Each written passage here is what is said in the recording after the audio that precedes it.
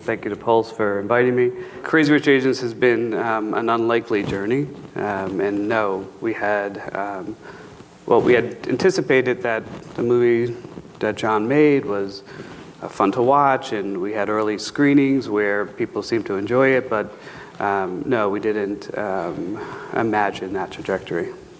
Yeah. Well, let's start at the beginning of the trajectory, setting it up by explaining your very interesting career, particularly how, I guess, mid-career you took this sort of detour into Asia that wasn't necessarily about leading you to something like Crazy Rich Asians, but I think is interesting in its own right.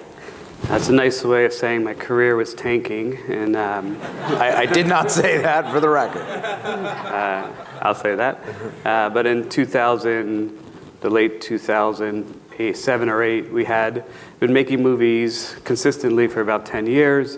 Had a company called Green Street Films, and we had early on some successes within The Bedroom and Prairie Home Companion and some other films, and then in late 2000s we had 5 films in production, completely exposed, no distribution, and come 2008, 2009, I'm like, fuck, we can't sell them because all the companies had disappeared. You know, Miramax had been transformed to the Weinstein Company, Warner's Independent disappeared, Fine Line disappeared, all the traditional distribution companies that would buy our films just were gone. And at this time, there was already the trend of DVD and ancillary value diminishing, so people weren't even buying it for ancillary value. Streaming had not come on as an ancillary stream that we could count on, so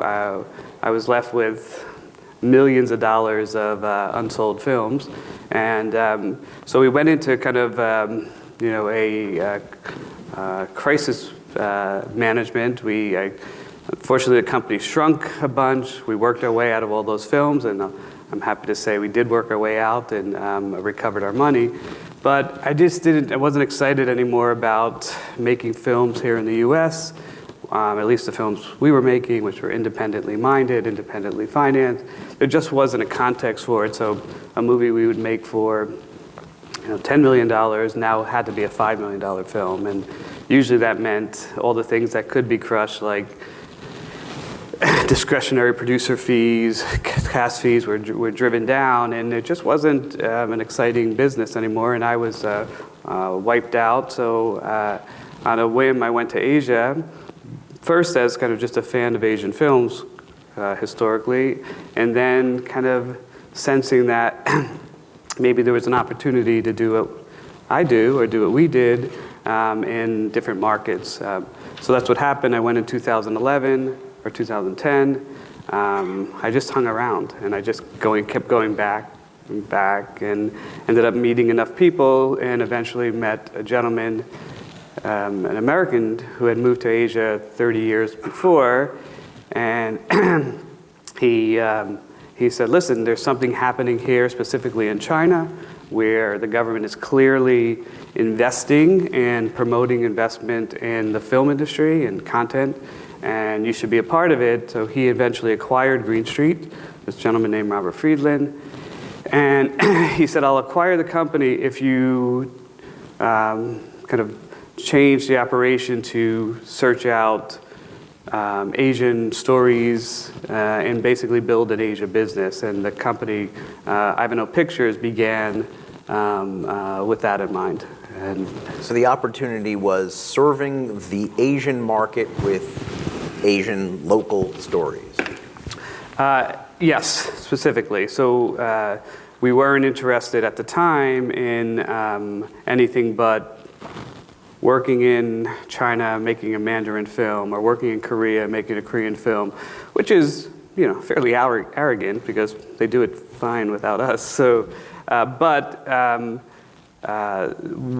mostly I just got excited again about making movies, and I got excited again about working with directors, and also I got excited again that there was a market, or at least we identified what could be a market.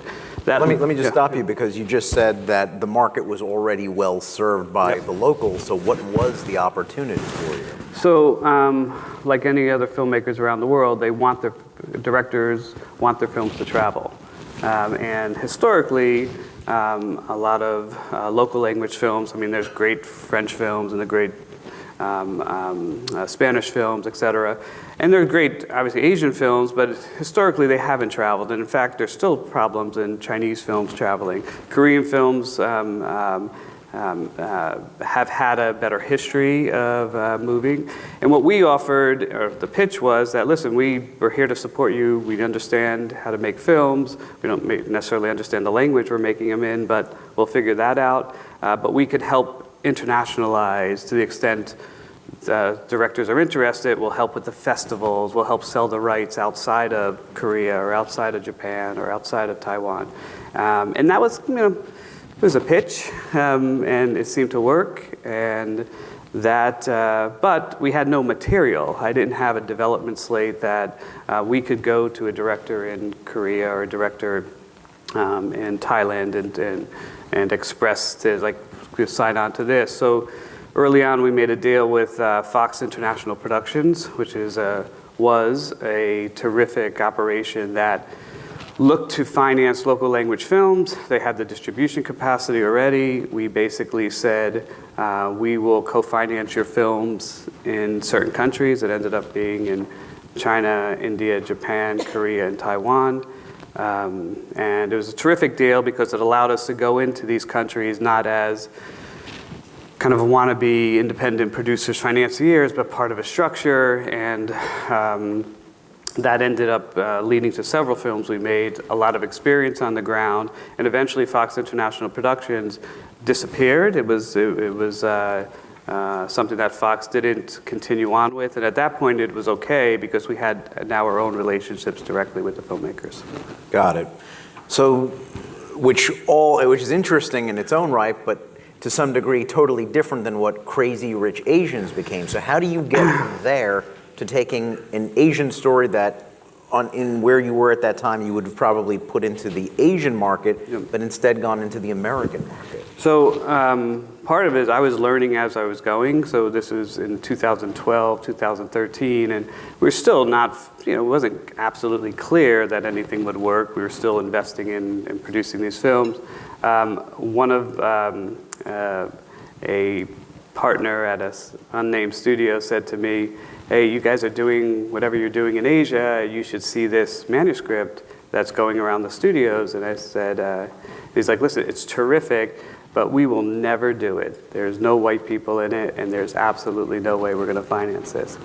And he gave it to us, and we read it, and we're like, this is a terrific story. And remember, we had a kind of an Asian-focused head-on at the moment. I had been in Singapore now for a year. I had that kind of personal basis. I had the experience Rachel had of landing in Singapore and being enthralled by carpets on the floors of the airport. I'm like, that's crazy. So the material was terrific. It was available. We got very lucky that Kevin Kwan, who wrote it, has started to look for producers, and he, fortunate to him and fortunate to us, he found Nina Jacobson and Brad Simpson, who are, if you don't know, are Uber producers from the Hunger Games and many others, who had met Kevin, kind of rightly convinced him that they understood how to globalize the film. We, at the same time, were pursuing, after we read it, we pursued it through Kevin's agent, and he said, well, it may work because there probably isn't a context to develop this inside the studio system. So if you guys are game, you should acquire it and develop it with Nina and Brad. And we did that for several years, or 2 years or so. And it eventually got to a script, and John Chu came on, and that made it even more saleable. And to Warner's credit, they really stepped up. And I don't know why, but they did, and they saw potential, and we ended up making it with them. But I think one of the things that is maybe missed a lot is really Kevin Kwan's, not only his initial creation, but his idea that, it just needs to be made. We bought it for $1. We bought all 3 books for $1. And I don't even think $3. I think $1 for all 3. But that was really the force of Nina and Brad, who were convinced there was something great. Us being new financiers who I can't believe we could get this. Nobody else is competing for it. And Kevin Kwan, who's like, don't worry, I don't need the money now. It's going to work out just fine. I mean, I think he knew it was going to make hundreds of millions of dollars. I don't know. He just knew. Well, I mean, you said something pretty striking about kind of the studio attitude about casts that are not white and the viability. Now we're on the other side of this incredible hit that you helped engineer. How do you think it's changed the game? Perhaps, I hate to be a pessimist, is it possible producers like yourself are still going to run up against these kind of biases? The second question, I do think it's easier. I mean, we're all seeing and watching films being greenlit now, films being acquired, television shows being greenlit, that I don't know if it's exactly just in relation to Crazy Rich Asians' success, but it helped.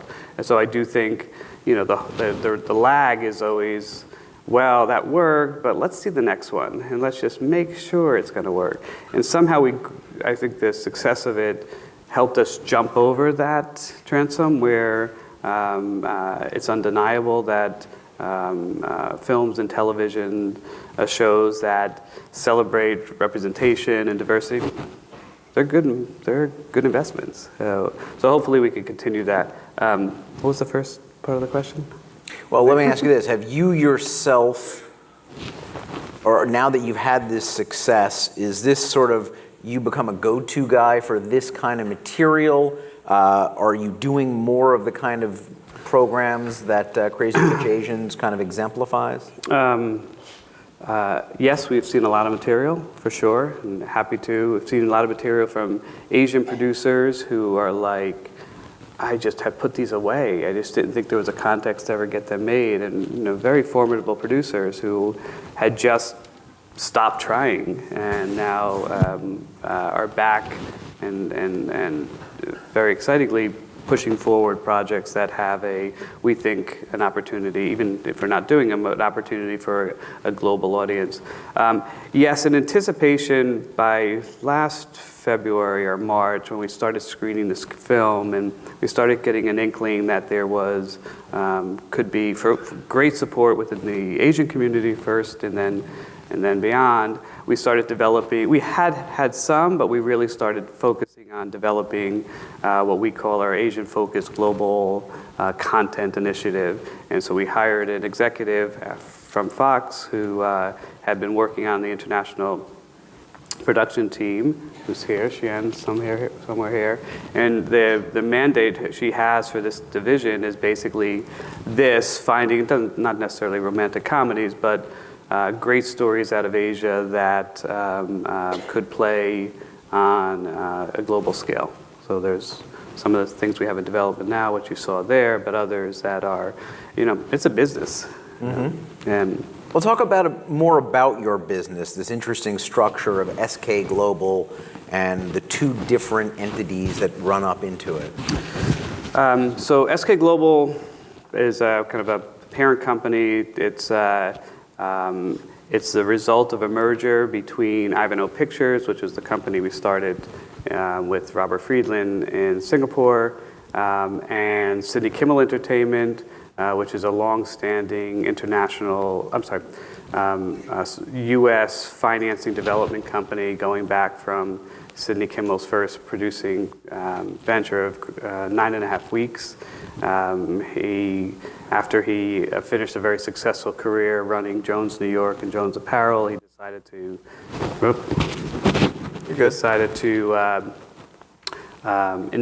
continue to produce. Since that time, he's produced about 55 movies, everything from Kite Runner to United 93 to Place Beyond the Pines, Lars and the Real Girl, and many other films. Sydney was my first investor in Green Street Films back in 1998.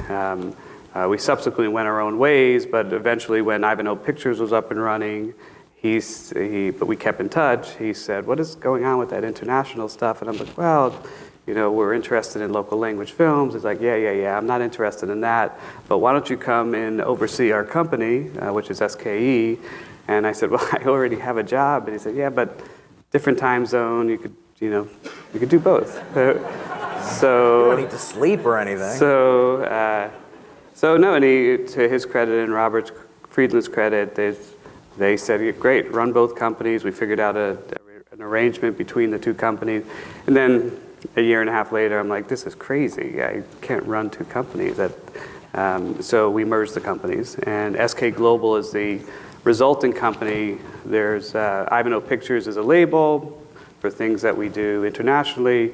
Sidney Kimmel Entertainment, SKE, remains a label for things like Hell or High Water, which is a film we did a few years ago, to a Neil Jordan film that's coming out March 1st. Go see it. You should title the film. Called Greta, with Isabelle Huppert and Chloe Moretz. Distinctly falls under kind of Sidney Kimmel and his kind of his taste, and it is a company that's, at least on the SKE side, is wholly built by his taste. So we now have this kind of odd global company that still has a very independent spirit of kind of chasing stories we like to do. And kind of, at this point, no limitations. We're in Mexico now doing a Spanish language film. We're starting a film which was not labeled correctly there, but in Indonesia with a director named Joko, who's Indonesia's most celebrated director. That's a film that starts next week. And we just kind of find areas around the world that we could add something to the conversation. I mean, so is that kind of like the SK mandate, what your company sort of differentiates itself in the market? Absolutely. We're not afraid of going into any country in any language and figuring out how to make ourselves relevant. Recently, we've been doing a lot of work in India. Recently, we sold with our partners Golden Caravan, who's a U.S. and Indian-based production finance company. We teamed with Golden Caravan on a television series called Delhi Crime, which we just went and made. We shot 8 episodes, and we brought it to Sundance last week, and we ended up selling the 8 episodes to Netflix for season 1, March 22nd. You can see it, you could binge it all. And we will deliver a second season for March 20th, 2020. You mentioned Netflix, I mean, and we're seeing that company come on in a big way on the film side as they have in the past year on the TV side. What is it like being a company like yourself operating in this climate where this new generation, this new breed of tech upstarts are just taking over? I think it's terrific. How so? So we're not a distributor. We have, through the many films and now television we've done, we need someone to buy it. So if there's an opportunity for well-placed studios, streamers to find their way to us or us to find their way to them, that allows us to continue to support and make content, and they're willing to buy it, that's great. As you work your way through that conversation of, I've come up as a theatrical filmmaker. We hope our films are seen in the theater, and we do. But we didn't have that intention with Delhi Crime. We knew it was going to be on television.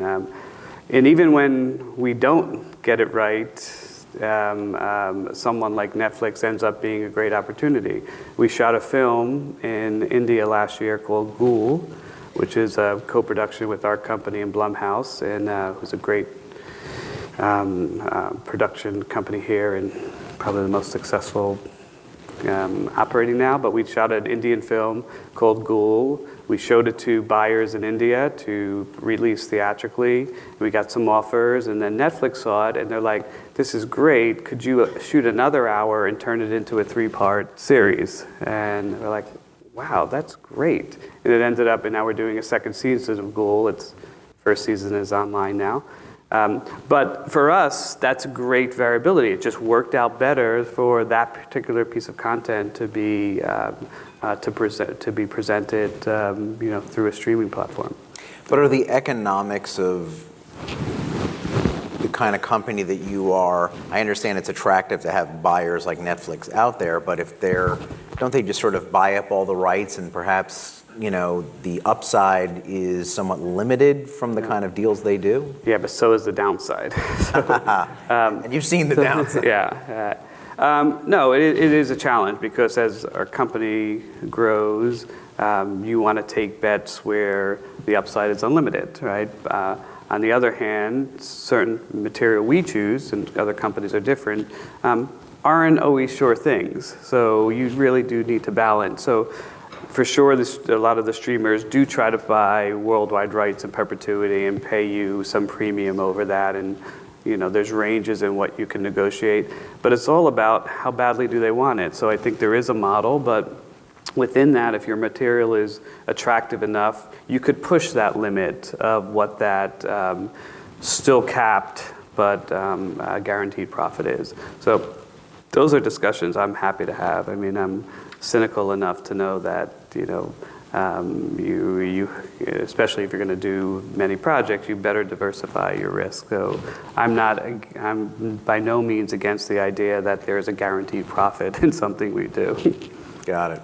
Moving back to Crazy Rich Asians, I'm curious if you think, some might look at that and say, well, that's a validation of a certain kind of Asian-themed market for movies. Do you think, though, that studios will, or anyone will sort of wake up to other subcultures having this sort of breakout potential as well? It's not wishful thinking, it's happening. 100%. I mean, we're in the mix on a lot of those conversations, not all of them, but I think there is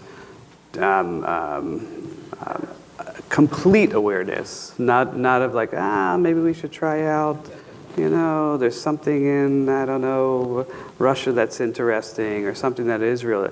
It's there, it's happening, and I believe that kind of the train has left the station. That's great. Are you seeing the signs of it at your own company beyond sort of Asian themed material? Are there other ethnicities or groups that you're championing with your content? Yeah, absolutely. This year you'll see several things we'll do in Latin America. We have 2 films now shooting in Mexico. I'm sorry, 1 shooting and 1 prepping. We are so buoyed by kind of the adjustment in the market now that we'll expand our international local language television, and that will cross many ethnicities.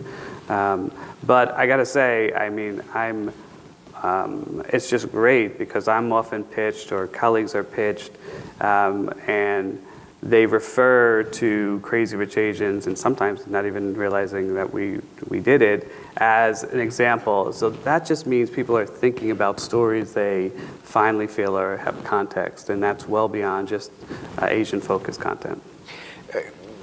Pardon my ignorance, but with Crazy Rich Asians, explain how well it did internationally outside the U.S. Did we see similar acclaim and success in completely different continents of this material?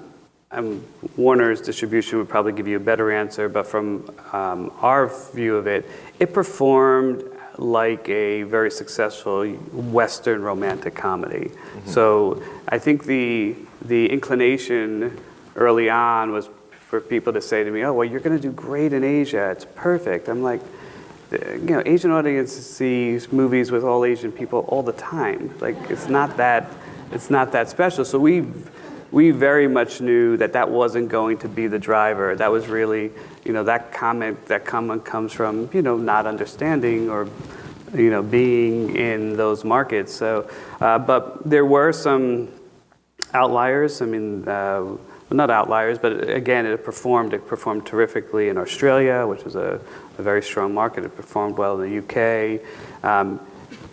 Certain areas, I think, in retrospect, we released too early. Italy, we did no business at all, but it released very early before kind of it had become a talking point. So Warners were amazing at, as soon as they realized it, they slowed down the international distribution. So when we eventually came out 2 or 3 months later, there had already been kind of a buzz about it. Obviously in Singapore, I think it's become its biggest film. But that's not that surprising. But in general, it performed like a successful U.S. romantic comedy. Speaking of romantic comedy, I'm curious, could we see a spillover effect to other genres where, whether it's Asian or other groups, could find success, or perhaps this is limited to romantic comedies? It's definitely not limited to romantic comedies, and that's not self-serving. I mean, we have enough data or empirical feedback to tell this is just one story. I think there's action stories that are going to be supported. Absolutely think there are the right type of drama and dramatic on a bigger scale that will be supported. I by no means think that this is a romantic comedy phenomena. Regardless of the genre, look, you've been in the movie business a long time. You know how it works. Things get hot, then things cool off. Or is there any fears on your part that we could see other type of crazy rich Asian movies not do so well in the U.S., and then all of a sudden we're kind of back where we started? So, yes, there will definitely be ones that will fail, but there's Western-focused, how do I say this delicately, white films that fail all the time, and then they continue to make another one. So it's just, there's not a context of why. It's just too much pressure to put on one film, and you have to keep, there's so many reasons. It just could be not a good film. That could be the reason. But I do think, your point's well taken. We just have to get beyond the idea that that's the conversation. It's the conversation is, was it a good film, and did it rise to the occasion of, prompting someone to go to the theater or turn, buy Netflix or subscribe because it's good enough. What, if any, role did critics play, do you think, in Crazy Rich Asians' success, and do you think they're necessary in terms of evangelizing these kind of movies in the future? Hugely helpful, for sure. I mean, a great part of it. In this particular instance, when we started screening it early, we knew we had a good sense that the film was going to be received. But here, what happened it was a bigger driver was the support from first the Asian American community. So it's hard to tell exactly what did it, but that so overwhelmed us and so overwhelmed the trajectory of the picture that while the critical review is terrific, the Asian American audiences who supported it were just not going to let it fail. I mean, it was just simple. And this happened, in April or so. It was clear. We were in a lot of discussions, and they're just like, it's not going to happen. We're buying theaters out just to, giving tickets out on the street because we're not going to miss this opportunity. Is there any one title coming up from your company or other companies that you think will sort of continue to put this trend to the test, that people will be looking at and saying, all right, let's see how this one does? Yeah. I mean, there's some great films coming out. I don't know if anybody was at Sundance and saw Farewell. Awkwafina, who was in Crazy Rich Asians, her film that A24 just bought. I think that's a film that could cross over. Smaller independent film, but I think it could cross over. I'm aware of others in production or development now.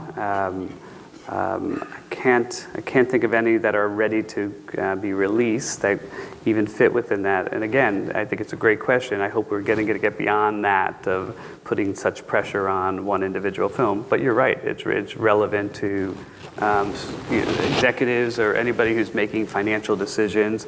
You want to see some sustainability.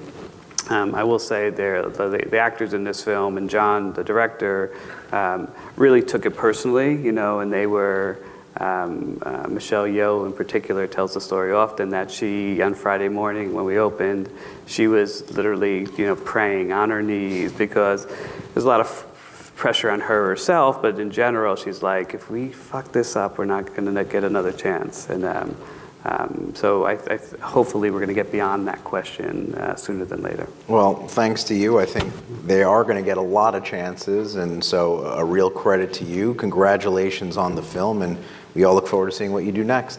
Thank you. Okay. Thank you. Thanks, Andrew.